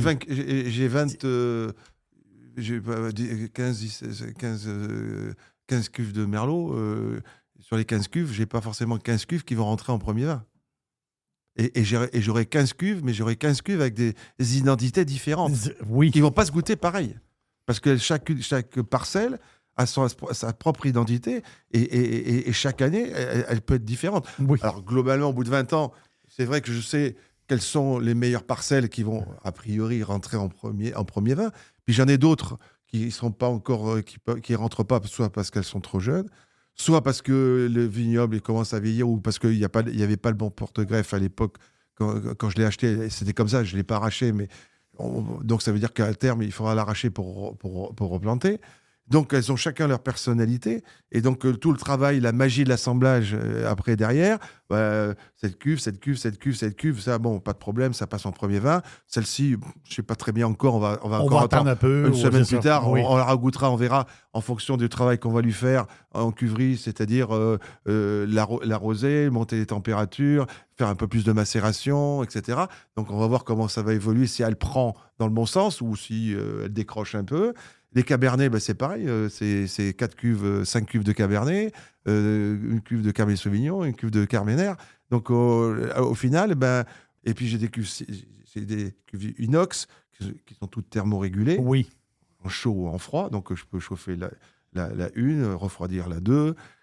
Après j'ai des cuves ciment, les cuves tronconiques, comme ça, double paroi. Donc à l'intérieur, on a de l'eau chaude et de l'eau froide sur les 4 faces. Donc il y a une inertie. C'est impressionnant, ces cuves-là. Et il y a une plus grande inertie sur les cuves ciment. C'est assez intéressant dans des vendanges qui sont un peu fraîches, parce qu'elles gardent la chaleur mieux que sur des cuves inox qui se refroidissent plus vite. Oui. Et j'ai des cuves inox, des cuves tronconiques inversées aussi, que Hubert Debois a lancé. Il a déposé un brevet là-dessus qui nous permet de travailler différemment, plus par montage, mais surtout par délestage. Alors, je dis délestage, c'est-à-dire qu'on vide la cuve complètement, on met les jus dans une autre cuve, on laisse le marc, la partie solide qui est au fond, un peu comme le café. Exactement, le café. C'est-à-dire que le marc se dépose, on laisse 2 heures comme ça et on remet le jus par-dessus et par capillarité, le jus va passer à travers ce marc et on va extraire des tanins, des bons tanins, tant qu'à faire, pour chercher de la structure technique et puis du volume de bouche, etc. Ça ne marche et ça fonctionne que si vous avez des bons raisins. Parce que si vous pouvez avoir la plus belle cuisine du monde, si vous n'avez pas les bons légumes, vous ne ferez jamais de la bonne bouffe. C'est logique. C'est une logique implacable. Donc, il y a des choses qu'on peut faire, des choses qu'on ne peut pas faire. Ça dépend des parcelles, ça dépend de plein de choses. Et c'est là où l'expérience joue. Donc, vos premiers vins, votre premier vin, vous avez à peu près la même quantité à chaque année ou vraiment il peut y avoir des gros changements du nombre de bouteilles? Là? Oui, voilà. Là, justement, c'est ça. Depuis 2017, on a gelé. Donc, là, ça a été plus en deuxième vin, autrement dit. Alors, ou même pas. Je vais vous dire, j'ai fait 600 bouteilles de Trianon 2017. 600 bouteilles, alors que j'en produis en moyenne 80 000, 70 000. Vous n'êtes pas sérieux. Et j'ai fait 6-7 000 bouteilles de petits Trianon 2017. Point, terminé. Catastrophe complète. Catastrophe. Bon. En 2018, on a fait 34 ou 35 hecto-hectares. En 2019, on a dû faire 32 hecto-hectares à cause du gel. Oui. Là, on ne peut rien faire. Enfin, sinon, on a passé des nuits entières à essayer de mettre des bras zéro de foin, mettre de l'eau sur le foin pour faire de la fumée. J'ai même utilisé un hélicoptère le matin au lever du soleil pour brasser l'air plus chaud en haut vers le bas, etc. Toujours des dollars. Ça coûte toujours beaucoup de dollars. Pour sauver ce qu'on peut sauver. Oui. Heureusement, en 2020, on a fait des rendements à peu près corrects, c'est-à-dire 42, 43 hecto-hectares, sachant qu'on est limité, nous, à Saint-Émilion, à 50. Cette année, c'était 53 hecto-hectares. Votre premier vin et votre grand vin, on l'appelle le château Trianon. Trianon, c'est un nom qu'on connaît, mais c'est un nom qui nous dit quelque chose. Oui. Il y a un lien. Là. Le Trianon, il y a un lien à quelque part, un lien parisien. Là. Alors quand j'ai acheté Trianon, évidemment, on s'est posé la question de savoir s'il y avait un lien avec Versailles, Louis XIV, etc. Parce que moi, je vais vous le dire, moi, j'aime beaucoup le nom. Ça peut paraître banal, mais je trouve que c'est un beau nom. Est-ce que vous auriez pu changer de nom? Est-ce que ça se fait? Ça? Oui, ça se fait. C'est possible. C'est possible, mais je n'avais pas envie parce que justement, le nom était plutôt sympa. Oui. Et puis, il y avait cette connexion probable avec Versailles. Alors, dans le cadre de ce classement de Saint-Émilion, on en a profité pour justement aller beaucoup plus loin et gratter dans les bibliothèques à Libourne, à Bordeaux, à Paris. S'il y avait des personnalités qui sont passées par là ou peut-être... Oui, et alors on a découvert, alors je vais la faire courte parce qu'on peut aussi en parler pendant des heures, on a appris en fait que Louis XIV était venu à Libourne, que Libourne avait été capitale de la France pendant un mois. Okay. Je ne le savais pas avant, je l'ai appris. Et que Louis XIV avait envoyé émissaire, secrétaire particulier à Saint-Émilion pour essayer de trouver... Il aimait le vin. Oui. C'est un homme qui est un épicurien, qui aimait la bouffe et les femmes. Tout petit Trianon, je ferme la parenthèse. Oui. Ça s'arrête là. et donc cet émissaire a trouvé à la sortie de Libourne des jolis terroirs. Et il en a donné le nom de lieu-dit Trianon. Et il y avait une 40aine d'hectares. Et donc on a retrouvé les écrits, des preuves que le nom a été donné par Louis XIV sur ce terroir. Et donc, du coup, on a changé l'étiquette et on a fait une étiquette un peu plus marketée, plus orientée Roi Soleil. Oui, je comprends. Oui, exactement. Voilà. Et donc, et on est dans la véracité parce qu'on peut le prouver. Et le nom du deuxième vin, c'était facile. C'est le petit Trianon. Voilà. Et le pavillon de Trianon, elle était encore plus facile aussi. Mais donc, votre premier vin, c'est Château Trianon. Le petit Trianon, lui, C'est-tu à peu près le même montage ou il y a vraiment une différence dans les cépages? Alors, En pourcentage? leur cépagement de Trianon, c'est 60-75% de Merlot. Il y a plus ou moins 15% de 10% de Cabernet Franc. Il y a un tout petit peu de Cabernet Sauvignon et Carmenère. Donc ça, c'est la base. Quand je dis plus ou moins, parce que à quelque chose près, tous les ans, c'est à peu près la même chose. Oui. Ça, pour le premier vin. Par contre, le deuxième vin, il peut être... globalement, il est souvent 95-98% Merlot. OK.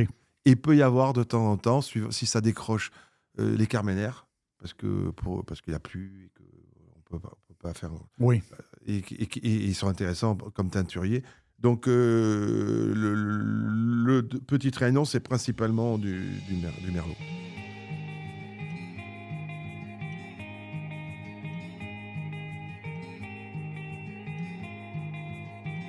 Le pavillon de Trianon, c'est un vin, on va le dire, c'est un vin à prix avantageux, très bonne qualité, prix avantageux. Et ça vous aide. Lui, c'est un Bordeaux supérieur. Donc, ce raisin-là, il ne vient pas de votre propriété. Oui. Donc, c'est là que vous achetez, autrement dit, de vos amis, de vos connaissances, du raisin qui vient d'un petit peu plus loin. Alors, le pavillon, ça fait partie on a une structure de négoce. Oui, exactement. Dans la société Trianon. En fait, j'avais envie de donner un peu de visibilité au nom Trianon. Oui. L'idée est très bonne. Et donc, je suis allé voir un de mes amis dans l'Entre-deux-Mers, qui est propriétaire de pas loin de 600-800 hectares. Au Québec, on va dire que c'est notre vin du lundi. C'est un peu l'expression qu'on a, dans le sens que la bonne bouteille qu'on rouvre, pas trop dispendieux, puis qu'on l'apprécie en fin de compte. C'est un vin, alors j'aime pas trop ce terme, vin soif, un vin plaisir, un vin de copain. Voilà, on se prend pas la tête. C'est ça. Mais dans ma tête, il fallait quand même que ce soit bon. Donc, c'est des raisins qui proviennent d'une propriété qui se trouve côté Garonne, avec vue sur la Garonne, donc sur du plateau, coteau et pied de côte. Donc les pieds de côte, c'est plutôt du Bordeaux Sup, et les hauts de coteau et plateau calcaire, c'est des côtes de Bordeaux. Donc dans ma tête et avec mon ami Eric et mes amis Eric et Philippe, j'ai sélectionné un certain nombre de parcelles qui sont vinifiées, qui sont assemblées et faites chez eux.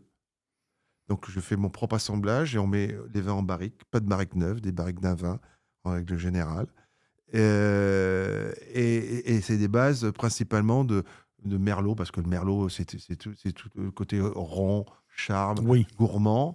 Mais à côté de ça, il faut lui mettre un petit peu de structure, et on lui met un petit peu. Alors, les Cabernet Franc, ils n'en ont pas vraiment des intéressants, donc on met un peu de Cabernet Sauvignon pour le structurer un peu. Donc l'idée, c'est de faire des vins très charmes, très approchables rapidement, mais aussi avec une capacité quand même de vieillissement. C'est pour ça qu'aujourd'hui, on a des 2019 qui se tiennent bien et qui continuent à progresser qualitativement et qui vieillissent plutôt pas mal. Alors, ils vieilliront pas à 20 ans ou 30 ans, c'est clair. C'est compréhensible. C'est pas le but. Mais donc, il fallait que ce vin-là, il soit représentatif d'un bon Bordeaux Sup. Donc, c'est des côtes de Bordeaux que je déclasse en Bordeaux supérieur. Oui. Sans avoir à accéder à ces côtes, à ces plateaux calcaires. Si vous voyez ce que je veux dire. Oui. Voilà, c'est important dans le... Je vous vois depuis tantôt. Je vais vous tutoyer parce qu'on l'a commencé on se tutoie depuis tout à l'heure. Oui, mais de temps en temps, je mets un vous. Ça, c'est mes déformations professionnelles. C'est l'émotion, ça. Oui, c'est ça. Ça, c'est la restauration qui ressort. Ça, c'est la restauration qui ressort. C'est la trianite qui monte. Oui, c'est exactement ça. Vous avez parlé tout à l'heure de rosé. J'ai jamais goûté. Le blanc, lui. OK. Le blanc. Parce que, est-ce que. Moi, j'ai remarqué ça ici à l'auberge. Le blanc a une popularité croissante. Là, vous avez un pavillon de Trianon blanc. Est-ce que ça fait longtemps que vous l'avez, celui-là? Non, j'ai lancé en même temps que le rouge. est fait au même endroit que les rouges. OK. Donc, Sur la même propriété. c'est la même propriété, OK. Ouais. Donc, c'est Ils ont des Sauvignons blancs et ils ont du Sémillon. Alors moi, personnellement, Oui. je suis un fou de Sauvignon blanc. Parce que, Comme ma femme. Et, Ma femme est comme ça. Sauvignon blanc, c'est un cépage que j'adore. J'en ai fait beaucoup en Afrique du Sud, à Constance-Yaglen. Oui. Et là, il y a un vrai terroir de Sauvignon blanc. Oui, donc c'est du Sauvignon blanc, mais je rajoute, je les farte un peu avec du sémillon, parce que le sémillon, c'est plus rond, ça adoucit un peu ce côté tendu et vif que peut avoir le Sauvignon, mais que j'adore moi.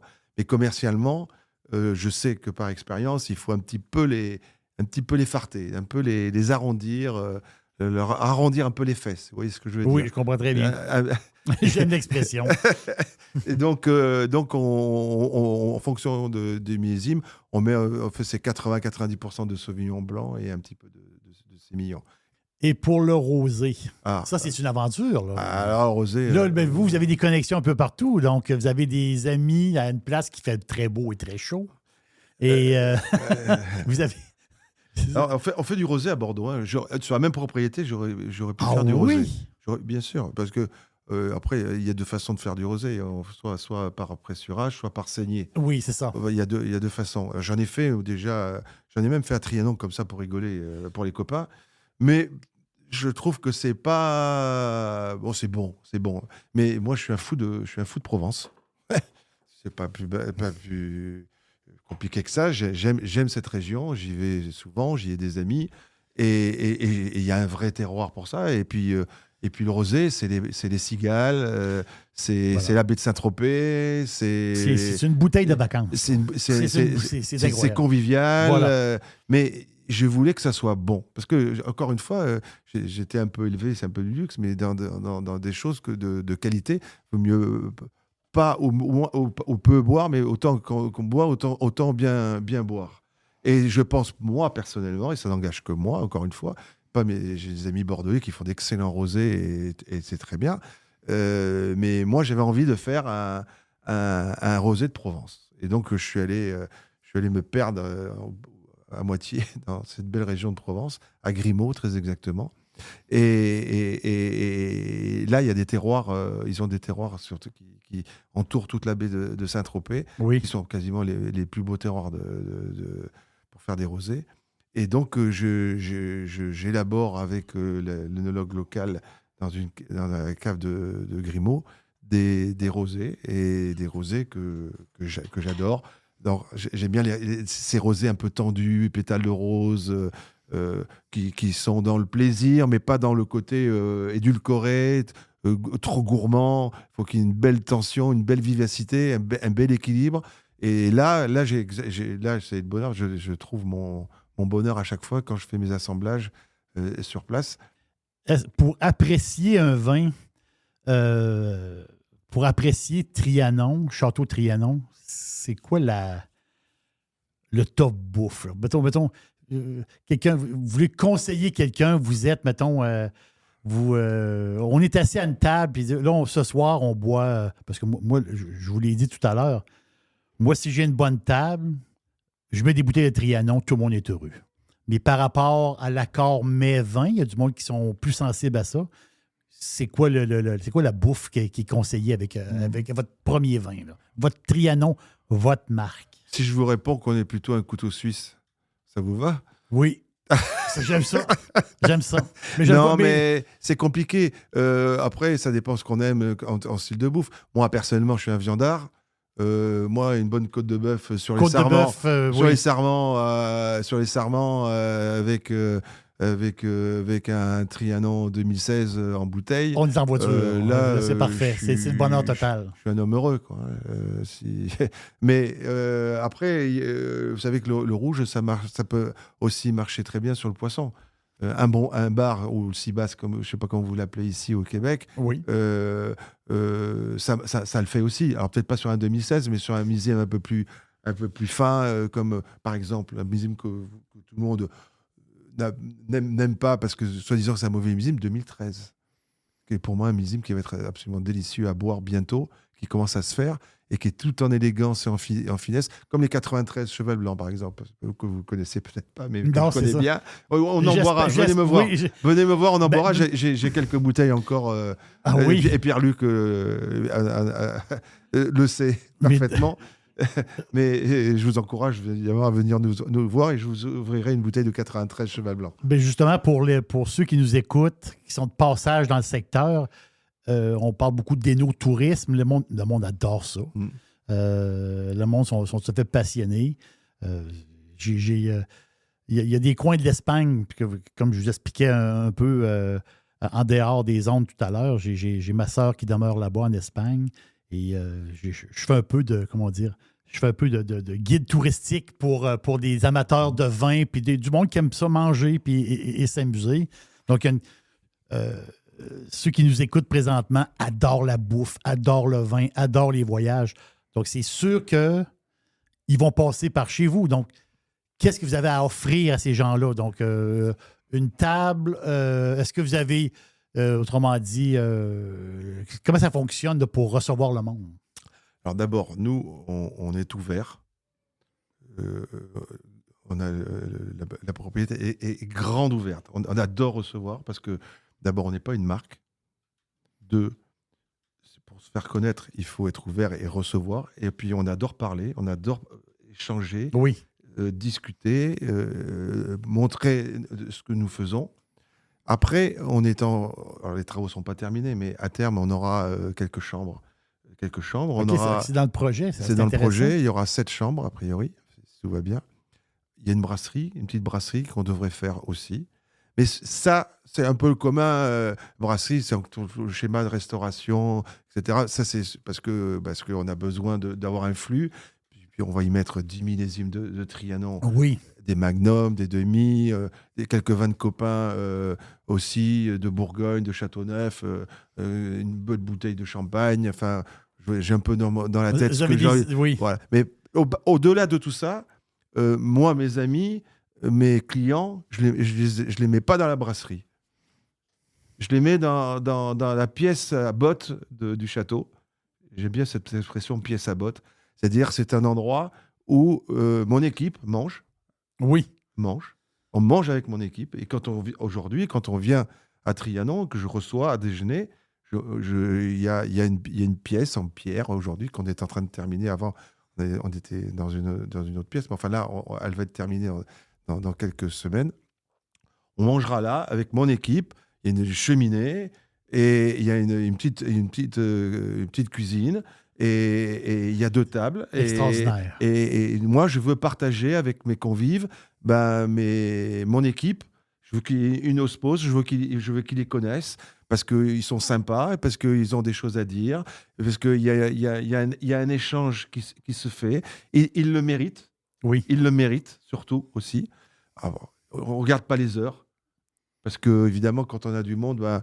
L'heure n'a pas d'importance. Voilà, mais ils iront bosser une demi-heure après. Oui, je ne suis pas compté, vous aurez une demi-heure de moins parce que gna. Non, parce que je sais qu'ils vont me le donner en quintuple de l'autre côté parce que le soir, s'il faut rester, parce que pour ils y seront, ils bosseront. Parce que, voilà.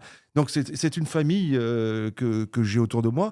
Et encore une fois, je suis assez... Je ne suis pas paternaliste, je ne suis pas et j'aime les gens avec qui je bosse et ils me le rendent bien et j'ai beaucoup de chance pour ça. Et j'essaye que mon fiston, Timothée, puisse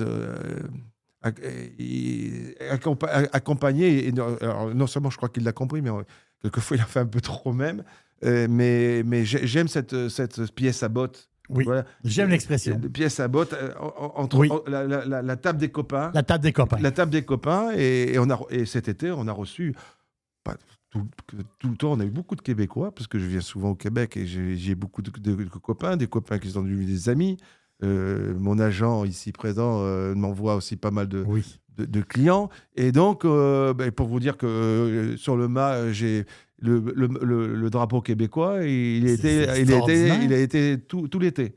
Du reste, je suis obligé d'en ramener un neuf parce qu'il est mort. Oui, c'est- Et que les quelques Canadiens d'Alberta que j'ai eus, ils m'ont dit non, non, monsieur, Votre drapeau. le drapeau, c'est pas le Canada, ça. J'ai dit, ben si, c'est le Québec. Oui, mais c'est le Canada. Oui, mais mes clients, ils sont du Québec. Voilà. Ah oui, bon, voilà, ok, la prochaine fois, je vous mettrai un drapeau canadien et un drapeau québécois. Ah, c'est mieux. Bon, voilà, c'est la petite anecdote. C'est Mais, extraordinaire. mais j'y tiens, il y a mon drapeau Oui. québécois. Et je vais même le mettre au carré dans l'armoire, etc. Donc, on a reçu pas mal de Québécois. Et donc, pour répondre à votre question, oui, nous recevons, et surtout pendant les vendanges. Mais le mode vendange a quand même pas mal évolué. Juste pour faire un peu donner un relief à ça, à Cheval Blanc, on avait 120 personnes qu'on nourrissait matin, midi et soir et qui logeaient sur place. Donc on avait des dortoirs, c'était des Espagnols, c'était la même famille de génération en génération, avec un chef. Ma mère s'occupait de toute la partie intendance, parce Oui. qu'il faut nourrir un peu tout ce beau monde, matin et soir, pendant 15 jours, c'est 3 énorme, semaines. C'est énorme. C'était une Ouais. grosse logistique. Et c'était des fêtes. C'était des soirées guitare avec le feu, etc. Il y avait des matchs France-Espagne tous les soirs au foot. On jouait dans le parc. Il y avait un respect, une convivialité. Ça chantait. Moi, j'avais des amis étudiants qui faisaient médecine, pharmacie, parce que c'est des longues études. Donc, tous les ans, ils revenaient pendant 5 ans, 6 ans, 7 ans, et qui revenaient surtout à Cheval Blanc. Donc, j'avais une dizaine, quinzaine d'étudiants. Et à la fin, je m'occupais des vendanges, quand mon père était là, parce qu'il y avait un chef de culture qui était malade. Donc, il y avait une fête. Ça, malheureusement, c'est plus comme ça. C'est plus comme ça. C'est plus comme ça parce que c'est compliqué. On va pas rentrer dans le parti social, mais c'est compliqué. Donc, je sous-traite.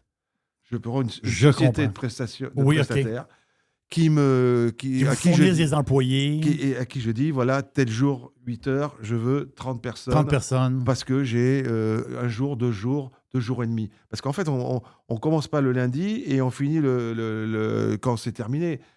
On ne travaille pas comme ça. Autrefois, c'était comme ça, il y a 20 ans, 30 ans. Aujourd'hui, on essaie d'optimiser les schémas de maturité, ce qui veut dire que chaque parcelle n'arrive pas à maturité en même temps. On va recommencer en fonction de la météo, bien évidemment. On a fait 3 jours. On a fait mardi, mercredi, jeudi. On a arrêté.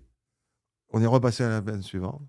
Et là, on a fait les Cabernet Sauvignon, etc. Donc, en fait, pour faire 14 hectares et demi, on a fait ça en 3 semaines. Mais pas 3 semaines de vendange. On a fait 7 jours bout à bout. 7 jours et demi. Donc, oui, voilà. c'est ça. Mais l'avantage, c'est que j'ai plus de problème.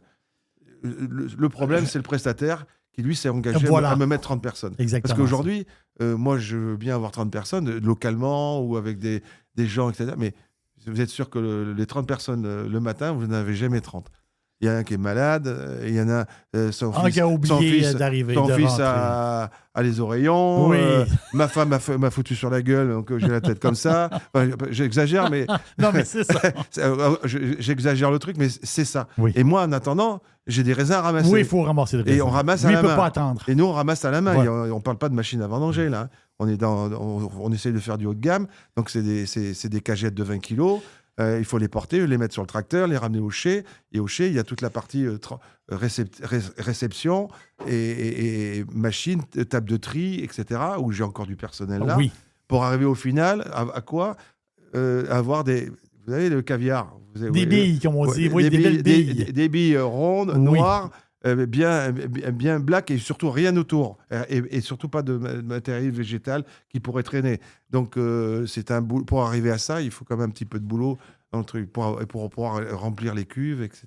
Donc, c'est plus pareil qu'avant. Dominique Ebras, quelle épopée, quelle tournée. C'est sûr que quand vous allez repasser à l'auberge, dans les mois à venir, dans les années à venir, c'est sûr.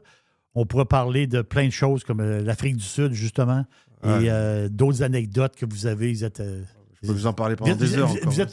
Vous êtes tout à fait passionnant. Et merci beaucoup.